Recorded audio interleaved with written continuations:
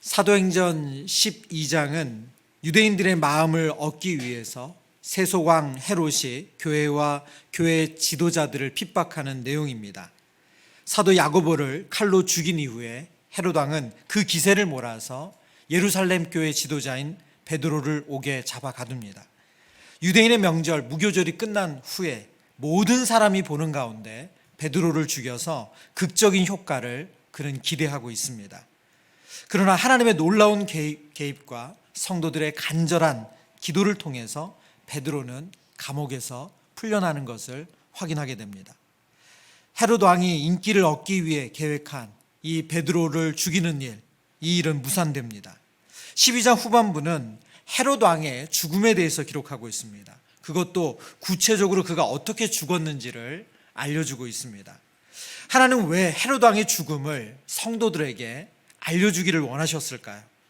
역사 속에 수많은 세속 왕들이 있는데 유독 헤롯 왕의 죽음을 여기서 기록해서 성도들에게 전하고자 하는 메시지는 무엇일까요? 성경은 우리에게 하나님의 승리, 복음의 승리를 알려주기를 원하고 계십니다. 오늘 12장의 본문을 묵상하면서 지난주에 우리가 12장 말씀을 묵상할 때 읽었던 예수님께서 제자들에게 주셨던 말씀을 기억하실 겁니다. 요한복음 16장 33절 말씀인데요, 우리 함께 읽어보겠습니다. 이것을 너희에게 이르는 것은 너희로 내 안에서 평안을 누리게 하려 함이라. 세상에서는 너희가 환난을 당하나 담대하라. 내가 세상을 이기었노라. 아멘. 한 번 더 제가 읽습니다. 이것을 너희에게 이르는 것은 너희로 내 안에서 평안을 누리게 하려 함이라. 세상에서는 너희가 환난을 당하나 담대하라. 내가 세상을 이기었노라. 제자들의 대장 되시는 예수님께서 세상을 이기었다 말씀하십니다. 그들을 두렵게 하고 핍박하는 세상을 예수님이 이기셨다고 말씀하십니다. 물론 예수님이 이기셨다고 말씀하시는 것은 죽음과 사망의 권세를 이기신 그 예수님의 승리를 말씀하시는 것입니다. 죽음과 사망의 권세를 이기신 주님은 교회와 성도들을 보호하고 지키시는 줄 믿습니다. 그래서 오늘 성경은 우리에게 그 승리하시는 예수님, 승리케 하시는 하나님을 보여주고 있습니다. 오늘 본문을 묵상하다가 갑자기 축구 경기가 생각이 났습니다. 축구 경기에서 가장 짜릿한 게 뭡니까? 역전승이죠. 2002년 한일 월드컵 때 우리나라의 모든 국민들을 열광케 한 역전승이 있습니다. 바로 이탈리아하고 우리나라가 이제 한일전 했던 경기인데요. 전반 18분에 이제 이탈리아 선수가 골을 넣었죠. 그리고 계속 경기는 끌려다니고 있었습니다. 그리고 후반전 88분, 그러니까 거의 끝날 즈음이죠. 88분에 설기현 선수가 동점골을 넣습니다. 그 골을 마수거리 골이라고 하더라고요. 어떻게 이제 하여튼 동점골을 넣었습니다. 그리고 이제 동점이 되니까 너무 열광적인 분위기죠. 그리고 이제 연장전에 돌입합니다. 아마 그 연장전 마지막 골을 기억하실 거예요. 반지의 제왕이라고 불리는 안정환 선수가 헤딩골로, 그때 당시는 이제 연장전이 시간으로 끝나는 게 아니라 골든골 제도였거든요. 그래서 그 골을 넣어서 그 경기를 승리합니다. 정말 온 국민이 난리가 났죠. 아마 기억하실 거예요. 밤에 사람들이 다니면서 막 빵빵빵 거리고. 역전골, 어떤 승리보다 더 감격적이죠. 오늘 본문의 내용이 그렇습니다. 12장을 보면 세속왕 헤롯 왕이 완벽한 승리를 거둔 것 같습니다. 그래서 사도 야고보는 무기력하게 죽임을 당하죠. 그리고 예루살렘 교회에서 가장 존경받는 베드로는 감옥에 갇혀 있습니다. 그리고 일주일, 이 무교절이 끝나면 그도 목숨을 잃습니다. 스데반의 순교 이후에 예루살렘 교회에 모여서 예배드리던 성도들은 흩어지기 시작했습니다. 함께 모여서 예배드릴 수 없는 상황이 되니까 그들이 각지로 흩어지는 거죠. 사도 베드로가 죽임을 당한다면 예루살렘 교회가 어떻게 될까? 이런 두려움과 염려가 그들에게 있는 것은 너무나도 자연스러운 일일 것입니다. 그런데 하나님은 이 상황을 오늘 본문에 보면 역전시키고 있습니다. 오늘 본문의 마지막 절 내용인데요, 24절 25절의 말씀을 같이 읽어보겠습니다. 하나님의 말씀은 흥왕하여 더하더라. 바나바와 사울이 부조하는 일을 마치고 마가라 하는 요한을 데리고 예루살렘에서 돌아오니라. 아멘. 오늘 12장 본문의 마지막 두 구절, 하나님의 말씀은 흥왕하여 더하더라. 흥왕하여 더하더라는 문장은 자라다와 더 많아지다는 단어를 연이어서 사용하고 있습니다. 그래서 예수 믿는 사람들, 예수 그리스도의 복음을 들어서 그 믿는 숫자가 더 많아졌다는 것을 강조하는 표현입니다. 하나님의 말씀을 듣고 주님께로 돌아온 무리가 더욱 많아졌다고 성경은 결론적으로 말씀하고 있습니다. 지금 헤롯 왕은 교회를 핍박해서 교회 지도자들을 잡아서 죽이는 것을 통해서 예수 믿는 숫자가 줄어들 것이라고 생각했는데 전혀 반대 일이 일어난 거죠. 사도행전에서 오늘 본문의 24절, 12장 24절과 같은 표현, 하나님의 말씀은 흥왕하여 더하더라, 이와 같은 표현이 6장 7절과 9장 31절에 앞서서 반복돼서 나옵니다. 이것은 하나님께서 선교를 주도하고 있다는 것을 알려주는 표현이기도 합니다. 하나님의 뜻, 하나님의 계획은 누구도 막을 수가 없습니다. 그런데 놀랍게도 6장과 9장에 하나님께서 이 하나님의 말씀을 듣고 부흥이 일어나는 것, 사람들이 더 숫자가 많아지는 것, 이 말씀을 하시기 전에, 이 표현을 하시기 전에 꼭 그 앞에는 바로 이런 핍박과 고난받는 상황이 연출됩니다. 사도행전 6장 7절 바로 직전에는 교회 내부의 갈등이 있습니다. 우리에게 익숙한 내용이죠. 헬라파 유대인들과 히브리파 유대인들이 그들을 돕는 문제로 갈등이 생겼어요. 그 갈등을 해결하기 위해서 7 집사님을 세우는 내용이죠. 그 7 집사님을 세우고 나서 6장 6절, 6장 7절에 이렇게 기록하고 있습니다. 같이 읽어보겠습니다. 사도들 앞에 세우니 사도들이 기도하고 그들에게 안수하니라. 하나님의 말씀이 점점 왕성하여 예루살렘에 있는 제자의 수가 더 심히 많아지고 허다한 제사장의 무리도 이 도에 복종하니라. 아멘. 교회의 내부적인 갈등으로 인해서 성도들이 흩어져야 되고 믿는 무리가 더 감소되는 것이 예상될 것 같은데 그런 일이 벌어지는 것이 아니라 이 내부의 갈등이 하나님의 뜻 안에서 해결됨으로 더 믿는 숫자가 많아졌다는 거예요. 사도행전 9장은 회심한 바울이 유대인들의 핍박을 받아서 그 성에서 도망가는 내용입니다. 광주리에 매달려서 피신합니다.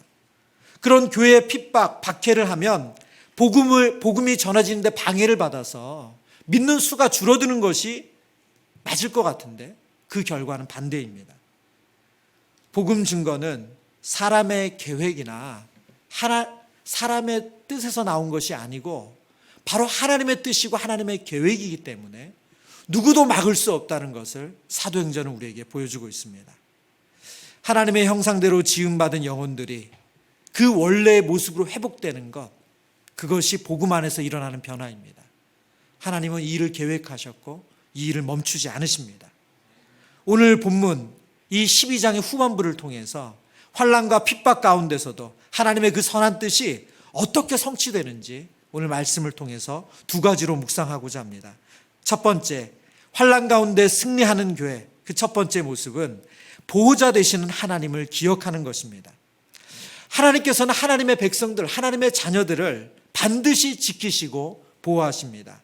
룻기 2장 12절 말씀, 여호와께서 내가 행한 일에 보답하시기를 원하며 이스라엘의 하나님 여호와께서 그의 날개 아래에 보호를 받으러 온 내게 온전한 상 주시기를 원하노라 하는지라. 이 말씀은 보아스가 그 시어미 나오미를 따라서 그가 살고 있던 룻의 고향을 떠나서 하나님이 계신 하나님의 임재가 있는 베들레헴 땅에 왔을 때 그를 축복하면서 한 말입니다. 이 말씀은 동일하게 하나님께서 하나님의 자녀된 우리를 향해서 주시는 말씀인 줄 믿습니다. 이스라엘의 하나님 여호와께서 그의 날개 아래에 보호를 받으러 온 내게 온전한 상 주시기를 원하노라. 하나님은 그의 날개 아래 보호를 받으러 온 하나님의 자녀들을 환대하시고 보호하시는 분이십니다. 오늘 다시 본문으로 돌아가 보죠. 오늘 본문에 보면 헤롯 왕이 두로와 시돈 지역과 무역 전쟁을 벌이고 있습니다. 헤롯 왕의 영토에 난 곡식이 있어야지만 시돈과 두로 사람들은 살 수 있는데 그들은 무슨 이유인지 모르지만 헤롯 왕과 사이가 벌어졌습니다. 그래서 그 지역 사람들이 헤롯 왕의 마음을 풀고자 왕의 침소를 맡은 신하, 오늘 본문에 보면 블라스도라고 하죠. 이 블라스도를 중재인으로 세워가지고 시돈과 두로 지역을 그 지역을 방문케 해서 축제를 엽니다. 오늘 본문의 내용을 신학자 F.F. 브루스가 이렇게 설명하고 있습니다. 요세푸스에 따르면, 요세푸스는 유대 역사학자입니다. 요세푸스에 따르면 아그리빠는 가이사랴에서 카이사르를 기념하여 공연을 보여주었다. 이는 이 공연이 카이사르의 복지를 위한 축제로서 축하하는 것임을 알았기 때문이다. 이 공연에는 매우 많은 지방 관리들 그리고 다른 저명한 인사들이 참석했다. 아그리빠는 공연의 두 번째 날 동이틀 무렵에 이 전체는 자신의 몸을 말합니다. 그 전체를 은으로 만든 예복을 입고 매우 우아하게 몸을 흔들면서 극장으로 들어갔다. 그러자 은으로 만들어진 옷은 태양의 첫 번째 광선이 비추자 매우 아름답게 번쩍거리면서 광채가 났다. 그리고 그것을 바라보고 있던 사람들은 그 광채로 인해 일종의 두려움과 공포에 사로잡혔다. 지금 요세푸스는 이 아그리빠 2세가 어떻게 시돈과 두로 사람들 앞에, 그리고 그 당시에 이 카이사르를 경배하는 이 축제를 연 그 자리에서 그가 어떻게 등장했는지를 아주 자세하게 묘사합니다. 그리고 나서 아그리빠가 은으로 만든 이 예복을 입고 태양이 비추는 가운데 연설을 할 때 오늘 본문 22절에 사람들이 이렇게 말하고 있습니다. 22절의 말씀. 백성들이 크게 부르되 이것은 신의 소리요 사람의 소리가 아니라. 지금 그 자리에, 그 축제 자리에 아그리빠 1세가 축하 연설을 하러 온 거예요. 그들과 다시 화해하기 위해서 시돈과 두로 사람들의 초대를 받아서 축하 연설을 하는 겁니다.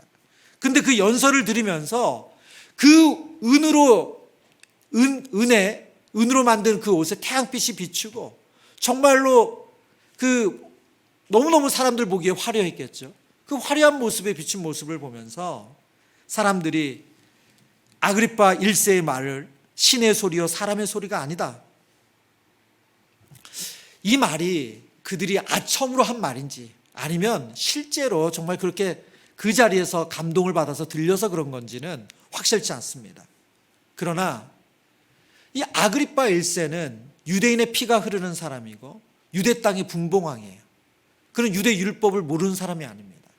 그런데 자신을 향해서 신이라고 신성을 모독하는 말이잖아요. 이 말을 그대로 받아들이고 있습니다.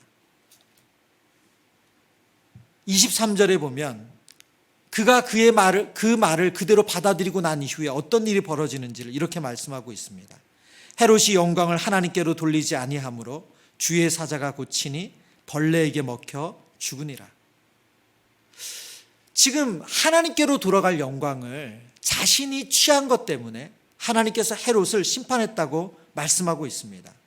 성경은 주의 사자가 그를 쳤다라고 말씀하시는데 오늘 사도행전 12장을 자세히 보면 이 주의 사자가 한 번 더 등장해요. 언제 등장하냐? 베드로를 감옥에서 탈출시킬 때 그 주의 사자가 등장합니다. 그러니까 이 일도 지금 하나님께서 일으키신 일이라는 거죠. 역사가 요세푸스에 따르면 이 아그리빠 1세가 아주 몸 안에 격한 통증으로 닷새 동안 병을 앓다가 죽었다고 기록합니다. 오늘 성경의 본문에서는 보면 주의 사가 곧 치니 벌레에 먹혀 죽으니라 라고 말씀하시는데 이 벌레를 학자들은 요즘에 말하면 요충이나 촌충이 이 아그리빠를 갉아먹어서 그것으로 인해서 출혈이 생겨서 죽었다고 추정하고 있습니다. 그러나 분명한 것은 그가 하나님의 심판으로 이런 죽음을 맞이했다는 거예요. 여러분, 오늘 본문을 묵상하다 보면 교회와 성도들이 할 수 있는 건 아무것도 없어요. 왕의 권세를 가진 세속 왕이 교회를 핍박하고자 하니까 교회는 아무것도 할 수가 없어요. 그냥 붙잡히면 붙잡히는 거고 칼로 죽이면 죽임을 당하는 거예요. 뭐 지금처럼 뭐 서명 운동을 할 수 있는 것도 아니고 뭐 국회를 찾아갈 수 있는 것도 아무것도 없습니다. 너무너무 무기력해요. 여러분, 그런데 하나님께서 쉬지 않고 일하시고 계시다는 것을 오늘 성경이 말씀하고 있습니다. 여러분, 교회와 성도를 지키는 것은 교회와 성도 스스로가 아니라 바로 보호자 되시는 하나님이에요. 여러분, 사도행전 12장 처음부터 끝까지 교회와 베드로, 교회와 성도들은 한 것은 오직 하나, 기도밖에 없어요.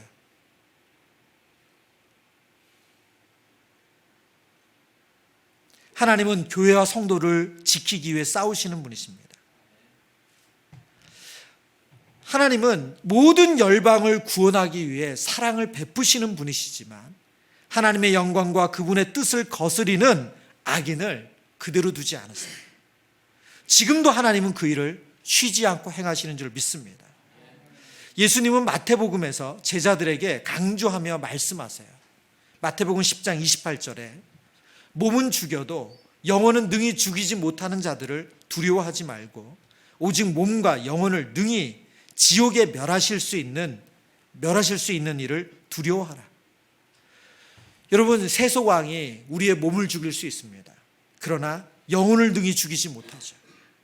오직 몸과 영혼을 능히 지옥에 멸하실 수 있는 분, 그분만을 두려워해야 한다고 성경은 말씀합니다. 그 하나님은 누구십니까? 그 하나님이 온 우주를 심판하시고 모든 인간을 심판하시는 참되신 심판자인 줄 믿습니다. 그 심판자이신 하나님께서 지금도 교회와 그분의 백성을 보호하십니다.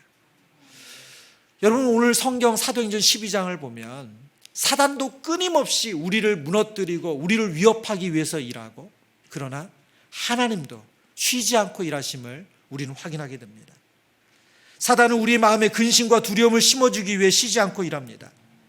우리가 가정에서 만나는 위기, 또 건강으로 인한 두려움, 경제적으로 겪는 여러 어려움들, 이 모든 것은 우리로 하여금 하나님의 자녀답게 살지 못하게, 하나님부터 멀어지게 만듭니다. 신앙생활해도 별거 없다, 믿어봐도 별거 없다, 우리에게 그런 끊임없는 염려와 두려움을 줍니다. 그런데 그때 오늘의 본문처럼 우리는 너무 무기력하고 아무것도 할 수 없는 것 같은데 하나님은 우리를 지키시기 위해서 일하고 계신 줄 믿습니다. 오늘 이 밤에 우리가 기도할 때 저와 여러분을 지키시는, 저와 여러분을 보호하시는 그 하나님을 성령 안에서 경험하는 은혜가 있기를 축원합니다. 두 번째, 환난 가운데 승리하는 교회는 역사의 주인 되신 하나님을 기억하는 것입니다. 구약시대에 가장 강력한 역사 세속 왕 중에 가장 강력한 왕으로 불려진 사람이 다니엘 시대의 느부갓네살 2세였습니다. 그런 그가 다니엘서 4장에 보면 왕자에 쫓겨나서 7년 후에 다시 왕위로 복귀하는 그런 사건이 있거든요. 들의 소처럼 풀을 뜯다가 그가 다시 7년 만에 정신이 돌아와서 왕자에 오르고 나서 다니엘서 4장 34절과 35절에 이렇게 말씀하고 있습니다. 34절 말씀. 그 기한이 참에 나 느부갓네살이 하늘을 우러러 보았더니 내 총명이 다시 내게로 돌아온지라. 이에 내가 지극히 높으신 이에게 감사하며 영생하시는 이를 찬양하고 경배하였나니 그 권세는 영원한 권세요 그 나라는 대대에 이르리로다. 35절 함께 읽습니다. 땅의 모든 사람들을 없는 것 같이 여기시며 하늘의 군대에게든지 땅의 사람에게든지 그는 자기 뜻대로 행하시나니 그의 손을 금하든지 혹은 이르시길 내가 무엇을 하냐고 할 자가 아무도 없도다. 아멘. 네. 느부갓네살 2세가 7년 만에 그가 들의 소처럼 완전히 정신병 환자처럼 유리방황하다가 다시금 제정신이 돌아와서 왕위에 복귀하고 나서 그가 뭐라고 고백하고 있습니까? 내가 지극히 높으신 이에게 감사하며 영생하시는 이를 찬양하고 경배합니다. 하나님만이 영원한 권세입니다. 그의 나라만이 대대히 있습니다. 그리고 35절 말씀 한 번 더 보여주시겠어요? 강조한 표현이 있죠. 그는 자기 뜻대로 행하십니다. 여러분, 세상의 군주의 뜻대로 되는 것 같아 보여도 실제로 하나님께서 이 땅의 모든 역사를 하나님의 계획대로 이끌고 계시다는 거예요. 세계 7대 불가사의 중 하나가 공중정원이죠. 그 공중정원을 만든 왕이 느부갓네살 2세입니다. 가장 강력한 바벨론 제국의 군주였죠. 그러던 그가 꿈을 꾸었는데 그 꿈이 해석이 안 돼요. 다니엘이 와서 그 꿈을 해석해 주죠. 그 꿈의 내용은 그가 7년간 왕자에서 떠나서 그가 유리방학에 들의 소처럼 산다는 거예요. 그가 그 이야기를 들으면서 코드숨을 쳤습니다. 그런데 그 꿈이 그대로 성취되는 것을 통해서 그가 이렇게 고백합니다. 그는 자기 뜻대로 행하시나니 그의 손에 금하든지 혹시 이르기를 내가 무엇을 하느냐고 할 자가 아무도 없도다. 역사의 주인이 누구십니까? 역사의 주인은 온 우주를 만드신 하나님 한 분밖에 없는 줄 믿습니다. 여러분, 우리는 눈에 보이는 권세가 너무 크기 때문에 그 권세가 모든 것을 다 하는 것처럼 생각합니다. 그러나 그 권세 뒤에 가장 큰 왕이 되시는 하나님께서 이 역사를 다스리는 줄 믿습니다. 여러분, 교회와 성도가 믿고 따르는 하나님은 어떤 분이십니까? 베드로와 예루살렘 교회 흩어진 나그네와 같은 성도들이 믿고 신뢰하는 하나님은 누구십니까? 바로 역사를 다스리시는 하나님이신 줄 믿습니다. 역사의 주인 되신 하나님, 우리가 그 하나님을 믿고 기도하는 줄 믿습니다. 오늘 헤롯 아그리파 1세는 자신의 뜻대로 할 수 있다고 착각했어요. 그래서 교회 지도자를 마음대로 투옥시켰고 그의 기분에 따라 칼로 죽이고, 그리고 일주일이 지나면 사람들이 보는 앞에 베드로를 죽이는 것으로 그의 인기가 절정에 이를 거라고 생각했습니다. 그러나 요세푸스의 역사의 기록에 따르면 그는 54세의 나이, 오늘 본문 12장에 이 벌레에 먹혀서 죽음을 맞이하는 나이가 54세입니다. 그리고 그가 분봉왕으로 유대와 주변 나라를 다스린 기간은 7년이에요.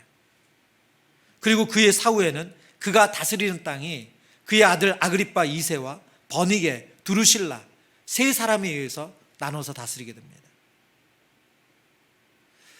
역사의 주인 되시는 하나님을 기억할 때 느부갓네살 2세가 하나님을 찬양한 것처럼 우리는 겸손하게 됩니다. 모든 영광을 하나님께 돌리게 됩니다.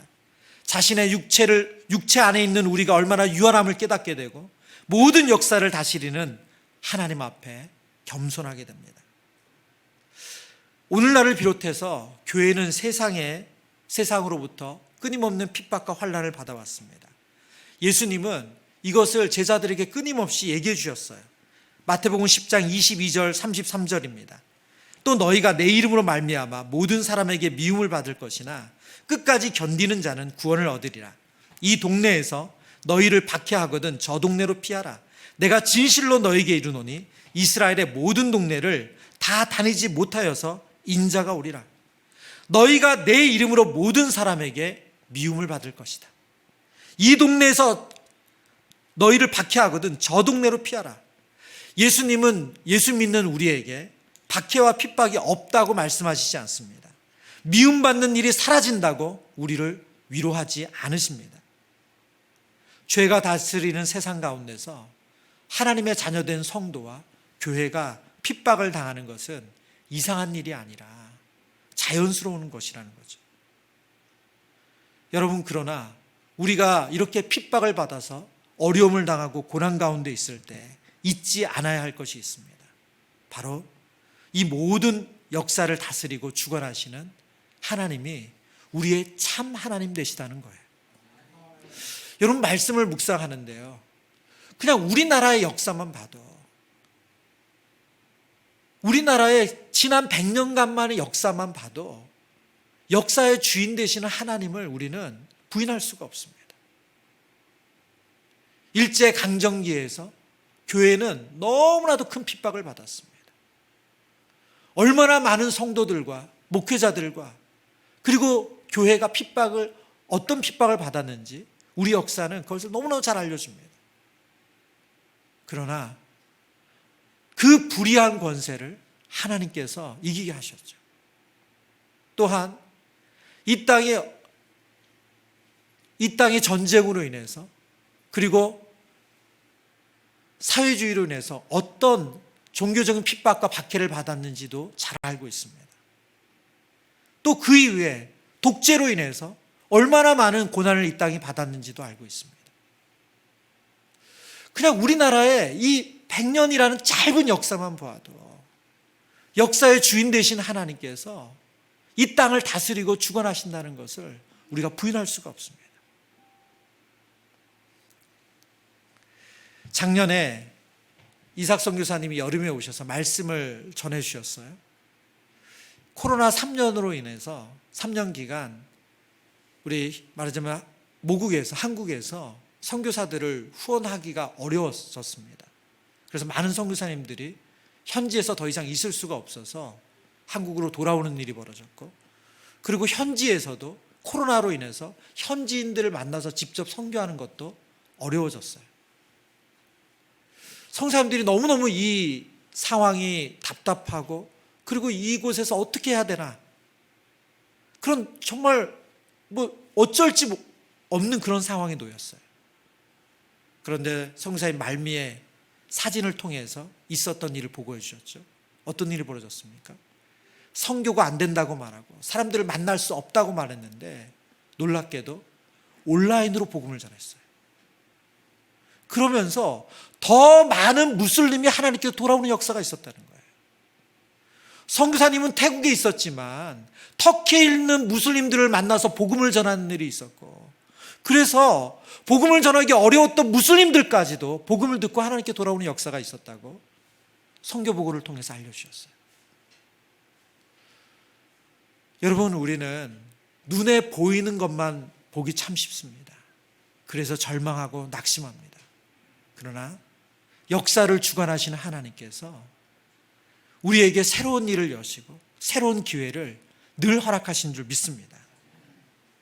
우리는 그 큰 뜻을 다 알지 못하고 깨닫지 못하지만, 그렇지만 우리가 하나님의 뜻을 구하고 기도할 때 하나님은 더 크신 하나님의 손길로 이 역사를 움직이시고 우리를 인도하신 줄 믿습니다.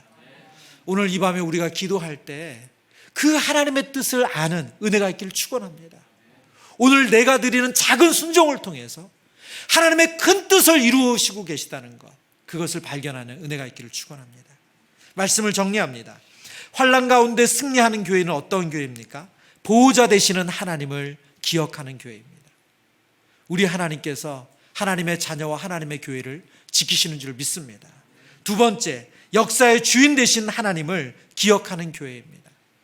눈에 보이는 것이 전부가 아니라 그 역사 이면에 하나님께서 쉬지 않고 일하시는 줄 믿습니다.